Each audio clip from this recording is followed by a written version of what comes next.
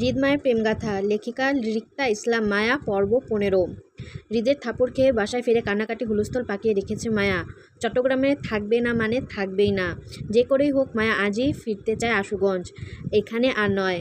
মায়া হঠাৎ জেদের কান্নাকাটি অতিষ্ঠ মায়ার মামা সেলিম সাহেব ও তার মা ফুলবানু। জুইও খানিকটা বিব্রতিকর সহিত দাঁড়িয়ে আছে ফোন হাতে নিয়ে। ভিডিও কলে আছে আরিফ। মায়াদের বারবার এটা সেটা বলে বুঝাতে চাচ্ছে, কিন্তু জেদ্দি মায়া সেই সব শুনতে নারাজ। রাতের ট্রেনে চট্টগ্রাম আসতে না আসতে সকালের ট্রেনে আবার চলে যাওয়ার জেদ ধরার কারণটা ঠিকঠাক করে কাউকে বলছে না মায়া। আর না হৃদের কিছুক্ষণ আগে থাপ্পড় দেওয়া বিষয়টি কাউকে জানাচ্ছে। শুধু কান্নাকাটি করে বারবার বলছে সে চট্টগ্রামে থাকবে না। বাড়ির সবার জন্য মন পুড়ছে, সেই জন্য বাসায় ফিরে যেতে চায় মায়া। মায়ের এমন যুক্তিহীন কারণটা কারো কাছে প্রযোজ্য নয় বলে উপস্থিত সবাই বিরক্তি মায়ার ওপর। কিন্তু অসহায় মায়ের কান্নার কারণে ঠিকঠাক কথাও বলতে পারছে না, শুধু হেঁচকে তুলে কেঁদে কেঁদে বারবার বলছে সে চট্টগ্রামে থাকবে না, এখানে পড়াশোনা করবে না, বাসায় চলে যেতে চায়। মায়ের হুলস্থুল কান্নাকাটির মাত্রা প্রহর হতেই জুই এক প্রকার বাধ্য হয়ে আরিফকে কল দেয়। আরিফ তখন থেকে মায়াকে বুঝাচ্ছিল শান্ত হয়ে। মায়া শুনতে চায় না বলে সেজন্য বেশ কয়েকবার ধমকালো, কিন্তু তাতে মায়ার আরও কান্না বেড়ে গেল। এতে বিপাকে পড়ে গেল সবাই। আরিফ নিজেকে শান্ত করে জুইকে বলল মায়ের হাতে ফোনটা দিতে। জুইও তাই করলো। এক প্রকার জোর করে মায়ের হাতে ফোনটা গুঁজে দিল। মায়া কাঁদতে কাঁদতে ফোন কোলে নিয়ে বসে থাকলো, তবুও হাতে নিল না। আর না ফোনের দিকে তাকিয়ে আরিফের কথা শুনতে চাইল। আসিফ মায়ের কান্নাকাটিতে হতাশায় ভারী নিঃশ্বাস ফেলে মায়াকে বোঝানোর উদ্দেশ্যে ফের বলল, এই মুহূর্তে পরিবারের সবার মনের অবস্থা ভালো নেই। মুক্তার বিয়ে পিছিয়ে যাওয়াতে সবাই টেনশনে আছে। তাই এখন যদি মায়া পড়বে না বলে জেদ করে বাসা ফিরে যেতে চায়, তাহলে মায়ের মা বাবা আরও টেনশনে পড়ে যাবে। তখন দেখা যাবে টেনশনে মায়ের বাবা যদি অসুস্থ হয়ে পড়ে, তাহলে কি মায়ের কষ্ট লাগবে না? আরিফের বুঝদার কথাগুলো মায়ের মনে ধরতেই মায়ের কান্নাকাটি খানিকটা কমে আসলো। কোল থেকে ফোনটা হাতে তুলে মুখ বরাবর ধরলো, ধীরে মাথা নামিয়ে বুঝালো। মায়ের ভীষণ কষ্ট লাগলো। আসিফ হালকা হেসে মায়াকে ফের বুঝিয়ে বলল, আরিফ চট্টগ্রামের কয়েকদিনের মধ্যেই ফিরে আসবে, তখন মায়ের ট্রান্সফারের বিষয়ে কথা বলবে কলেজে। এখন কান্নাকাটি না করতে। মায়ের কান্না কমে আসলো, উত্তর করলো, সত্যি তো ট্রান্সফার করবে আমাকে? পরে মন বদল করবে না তো? আরিফ হেসে উঠে মায়াকে আশ্বস্ত করে বলল, সত্যি আমার মন বদল হবে না। আগে ভাইকে চট্টগ্রামে আসতে দে, তারপর ট্রান্সফার করব। ততদিন লক্ষ্মী মেয়ের মতো থাকবি, নানুকে জ্বালাবি না, কেমন? মায়ের কান্না সম্পূর্ণ থেমে গিয়ে হাতের উল্টো পিঠে চোখের পানি মুছতে মুছতে বলল, আচ্ছা আচ্ছা ভাই, রাখছি। তোরা ফ্রেশ হয়ে কিছু খেয়ে নে। কান্নাকাটি করে চোখ মুখের কী অবস্থা করছিস তুই? মুখের মাস্কটা পর্যন্ত খুলিসনি। যা আগে গিয়ে ফ্রেশ হ, আজকে কলেজে যাওয়ার দরকার নেই। সারাদিন জার্নি করেছিস, খেয়ে দে, একটু ঘুমাবি, কেমন? আচ্ছা আচ্ছা, নানুকে ফোনটা দে। হাত বাড়িয়ে ফোনটা ফুলবাবুর হাতে দিতে দিতে চোখ মুছতে মুছতে উঠে দাঁড়ালো মায়া।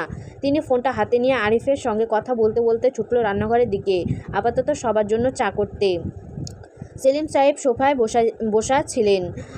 মায়ের কান্না থেমে যেতে দেখে মায়ের কাছে চা চাইল। মায়া ড্রয়িং রুমে থেকে উঠে নিজেদের রুমের দিকে যেতেই মায়ের পিছন পিছন জুয়ে গেল। মায়ের রুমে ঢুকে মায়া হিজাব আর মাস্ক খুলতে জুয়ের চোখে দৃশ্যমান হলো হৃদের থাপ্পড়ে দেওয়া লাল দুটো গাল। সেখানে স্পষ্ট 5 আঙ্গুলের ছাপ বসে গিয়ে ফুলে আছে খানিকটা। মায়ের গালে অবস্থা দেখে আতঙ্কে নেড়ে মৃদু চিৎকার করে উঠল জুই। তৎক্ষণাৎ এগিয়ে গিয়ে মায়ের মুখোমুখি দাঁড়িয়ে মায়ের গাল দেখে অস্থিরতায় প্রশ্ন করতে লাগলো একটার পর একটা। মায়ার গাল দেখে জুই চট করে বুঝে ফেলল কেউ মায়াকে নির্দয়ভাবে মেরেছে। কে বা কারা মায়াকে এমনভাবে মারলো জানতে চাইল। প্রথম মায়া বলতে চায়নি হৃদের নামটা, কিন্তু জুইয়ের ব্ল্যাকমেল করে আরিফের ভয় দেখিয়ে গড়গড় করে সবটা বলে দিল মায়া। বিনা কারণে হৃদের মায়াকে আঘাত করাটা পছন্দ হলো না জুইয়ের। সেই জন্য জুই বেশ খানিকটা চেতে গেল হৃদের ওপর। রাগের মাথায় জুই এটা সেটা বলে হৃদকে গালমন্দও করলো। কখনো হৃদের মুখোমুখি হলে অবশ্যই জানতে চাইবে কেন মায়াকে এমনভাবে মারলো সেটা। সেই দিনের মতন জুই বা মায়া কেউ আর কলেজে যায়নি। সারাদিন জার্নি করার পর সারাদিন ঘুমিয়ে কাটালো দুই বোন। সেলিম সাহেব সকালে নাস্তা করেই চলে গিয়েছিলেন, কিন্তু মায়া নিজের গালে ওড়নার আঁচলে লুকিয়ে রাখলো সারাটা দিন, যার দরুন কারো চোখে পড়ল না হৃদের থাপ্পড়ের বিষয়টি। আর না মায়া কাউকে জানালো হৃদ ওকে মেরেছে সেটা। জানাশোনার মধ্যে শুধুমাত্র জুই জানতো ব্যাপারটা। তবে সেই দিনের মতন মায়া আর হৃদ দুইজনের কারোর সঙ্গে দেখা হলো না একে অপরের। কিন্তু ভাগ্য ফের মায়া না চাইতেও হৃদের দেখা পেল পরদিন, তাও কলেজের রাস্তায়। ভয়ের তো মায়া হৃদের ছায়াও মারাতে চায়নি বলে পালিয়ে বাঁচতে চেয়েছিল, কিন্তু হৃদের ইগলের চোখে যেন তৎক্ষণাৎ ধরা পড়ে গেল সে। এক মুহূর্তের জন্য মায়ের মনে হলো হৃদ যেন মায়ের অপেক্ষায় রাস্তায় বসেছিল আয়োজন করে। সকাল 4:15। তীব্র অনীহায় নিয়েই রিকশায় চড়ে বসলো মায়া। কলেজে যাওয়ার ইচ্ছা ছিল না, কিন্তু জুয়ে জোরাজুরি যেতে হচ্ছে, নয়তো সে কখনোই একা একা কলেজে যাওয়ার মেয়ে না। জুই অসুস্থ, কোমরের ভীষণ ব্যথা, তাই আজ সে যাবে না সাদা ড্রেস পরে। মায়াও চেয়েছিল জুয়ের সাথে সাথে না যেতে, কিন্তু পারল না। বিগত কয়েকদিনের বন্ধের জন্য কলেজের অনেক পড়া জমে আছে, তাই এক প্রকার বাধ্য হয়েই মায়াকে কলেজে যেতে হচ্ছে। বাসা থেকে কলেজের রাস্তা পায়ে হেঁটে গেলে 15 মিনিট, আর রিকশায় করে গেলে 5-7 মিনিটের মতন লাগবে। মন খারাপের উদাসীন মায়ের কোলের ওপর বইপত্রের ব্যাগটা চেপে ধরে বসে থাকলো থ মেরে। রিকশা চলল আপন গতিতে। চেনা পথ, চেনা অলিগলি, কোনো কিছুই অজানা নয়। মূলত কয়েকদিনের বন্ধ পড়াশোনার প্রতি অমনোযোগী ছাত্রীর মতন আশপাশটা চোখ বুলালো উদাসীনতায়। দেখতে দেখতে হঠাৎ চমকে ওঠার ন্যায় আতঙ্কে দ্রুত রিকশার হুড তুলল। মুখে মাস্ক ঠিক করে তৎক্ষণাৎ রিকশার পিছনে মাথাটা এলিয়ে লুকিয়ে পড়ল, চোখ হিচে বন্ধ করে কারো ভয়ে। আর মনে মনে আল্লাহর নাম জপতে জপতে দোয়া করতে লাগলো যাতে সেই মানুষটার সম্মুখে ধরা না পড়ে যায়। উত্তেজিত মায়ার মনে দোয়া একটা সময় মন থেকে মুখের বুলি হয়ে আওড়াতে লাগলো মৃদুস্বরে। মায়ের চলন্ত রিকশা হঠাৎ থেমে যেতে ধ্যান ভাঙে ওর। উত্তেজনা মায়া মনে করলো হয়তো ও কলেজে গেটে পৌঁছে গেছে, তাই আশেপাশে চেক না করে আতঙ্কের ন্যায় লাফিয়ে রিকশার থেকে নেমে ভাড়া মিটিয়ে কাঁধের ব্যাগ ঝুলিয়ে তৎক্ষণাৎ ছুটলো সামনে। দ্রুত পা চালিয়ে পরপর কয়েক কদম হাঁটার মধ্যে আকস্মিক মায়ের কাঁধের ব্যাগটা পেছন থেকে কেউ টেনে ধরতেই আটকে যায় মায়া। কেউ হেয়ালি গলায় সুর তুলে বলল, কি ম্যাডাম, এত তাড়া কিসের? কই যান? আমাদেরকেও একটু সময় দিয়ে যান।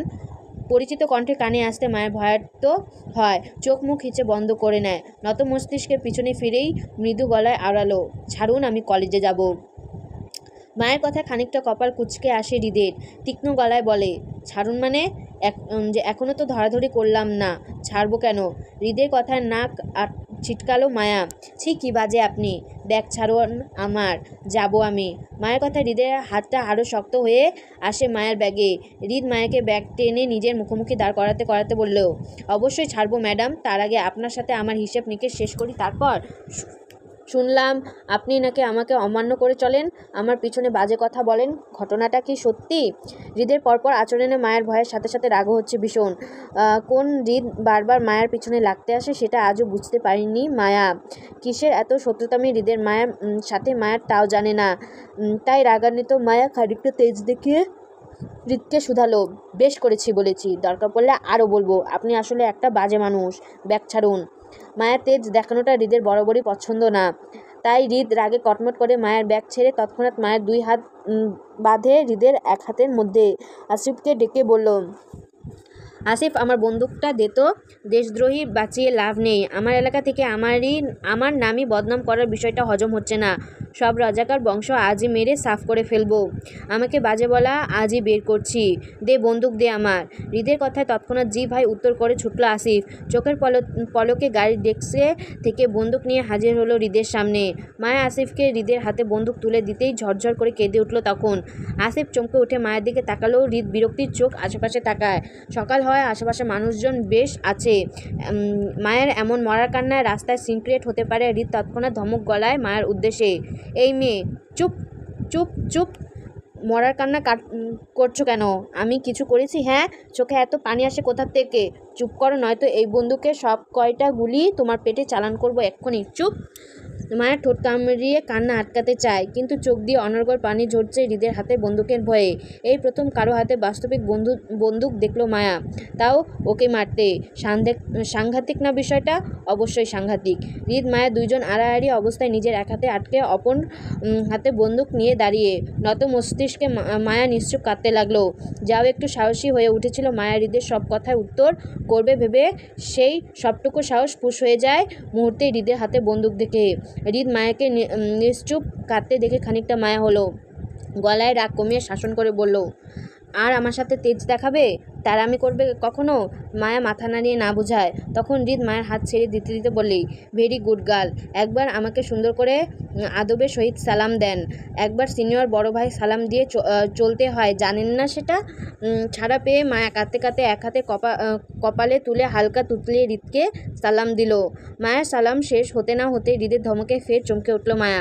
হৃদ ধমকে বলল, এই বেয়াদব মেয়ে, ভাইয়া কি? হ্যাঁ, কোন কালের পাতানো বোন তুমি আমার? ভাইয়া ডেকে আত্মীয়তার সম্পর্ক বাড়াতে চাও আমার সাথে? আমার বাবার সম্পত্তি ভাগ চাই তোমার? আমার বোন সেজে? সাংঘাতিক চালবাজ মেয়ে তো তুমি। খবরদার, ফের যদি আমাকে ভাইয়া ডেকেছ। আমি জগৎবাসী সবার জন্য ভাইয়া হলেও তোমার নয়। এই আসিফ, তুই বলতো ওকে। আর আমার বোনের মতো দেখতে লাগে? হ্যাঁ। আসিফ যেন সর্বক্ষণিক প্রস্তুত থাকে হৃদের দিকে। তৎক্ষণাৎ অসম্মতি নিয়ে বলল আসিফ, না ভাই, একদমই লাগে না। আপনার হাইট, ওয়েট, কালার কোনো কিছুরই মিলে না। ওনার তো আমাদের ভাবির মতো লাগে। আসিফ অ্যাঙ্গেলের কথা মায়া না বুঝলেও রিক ঠিক বুঝতে পারে। হৃদ আসিফের অতিরিক্ত কথা চোখে শাসায়। আসিফ দমে গিয়ে চুপচাপ জায়গা ছেড়ে প্রস্থান করে। আরেকটু হলে আবেগে আসিফ সব কিছু ফাঁস করে দিত মায়ের সামনে। আসিফ চলে যাওয়ার দিকে মায়ের বোকার মতন তাকিয়ে থাকে। মূলত ওর মাথায় কিছুই ঢুকেনি। মায়া কীভাবে এত ছেলে আসিফের ভাবির মতো দেখতে হতে পারে? আসিফের ভাবি নিশ্চয়ই কোনো বুড়ো মহিলা হবে। তাহলে কি মায়া বুড়ো মহিলার মতন দেখতে? মায়া ফের ধ্যান ভাঙে হৃদের ভয়ে। হৃদ বলে, শোনো মেয়ে, আমাকে ভাইয়া টাইয়া ডাকা যাবে না। এই শব্দটা তোমার জন্য ব্যান্ড। চাইলে স্যার ডাকতে পারো। জি আচ্ছা, গুড। এবার সুন্দর করে সালাম দাও তো দেখি। গুড। এবার চাঁদা দেন। মায়া প্রথমে বুঝলো না হৃদের কথার মানে। এলাকায় থাকতে গেলে চাঁদা দিতে হয় সিনিয়রদের, জানেন না সেটা? দেন, আমাকে চাঁদা দেন, দেখি কি কি আছে আপনার কাছে, বের করেন সব। মায়া হৃদের কথায় বিপাকে পড়ে গিয়ে আবারও চোখ টলমল হয়ে ওঠে পানিতে। হৃদ মায়ের চোখের পানি দেখে বিরক্তি নিয়ে নিজে মায়ের কাঁধের ব্যাগ টেনে নিজের কাছে নিল। তারপর মায়ের ব্যাগের সবগুলো চেন খুলে ভেতর থেকে মায়ের টিফিনের বক্সটি হাতে নিল। এক হাতে মায়ের বইয়ের ব্যাগটি ফেরত দিয়ে টিফিন বক্স খুলে দেখতে পেল গরুর মাংসর পাস্তা রান্না করা। হৃদ দুই আঙ্গুলের সাহায্যে একটু মুখে দিয়ে মায়ের দিকে তাকাতে চোখাচোখি হলো দুজন। মায়া মূলত হৃদের দিকেই তাকিয়েছিল ড্যাব ড্যাব করে। হৃদ মুখের পাস্তাটা চিবোতে চিবোতে বলল, খুব ঝাল। আমি এত ঝাল খেতে পারি না। কাল থেকে কম ঝাল দিয়ে নিয়ে আসবা, মনে থাকবে? কথা বলতে বলতে হৃদ ফের দুই আঙ্গুলের সাহায্যে পাস্তা মুখে তুলে মায়া তৎক্ষণাৎ নিজের ব্যাগ গেটে হৃদের জন্য ছোট চামচ বের করে দিল। হৃদ তীক্ষ্ণ দৃষ্টিতে মায়ের দিকে তাকিয়ে চামচটা হাতে নিতে বলল, এই খাবার কে রান্না করেছে, তুমি? মায়া মাথা নাড়িয়ে সম্মতি দিয়ে বলল, হৃদ চামচ দিয়ে পরপর পাস্তা মুখে তুলতে তুলতে বলল, কাল থেকে পিঠা বানিয়ে নিয়ে আসবা। এখন যাও কলেজে। এভাবে হা করে তাকিয়ে থাকার কিছুই নেই। এতটুকুই খাবার আমারই লাগবে। আউট। তো বন্ধুরা, আজকের পর্ব এই পর্যন্ত। যদি ভালো লাগে তাহলে একটা লাইক করো, আর পরবর্তী পর্ব পাওয়ার জন্য সাবস্ক্রাইব করো। সবাই ভালো থাকবে, সুস্থ থাকবে। আজ এই পর্যন্ত, বিদায়।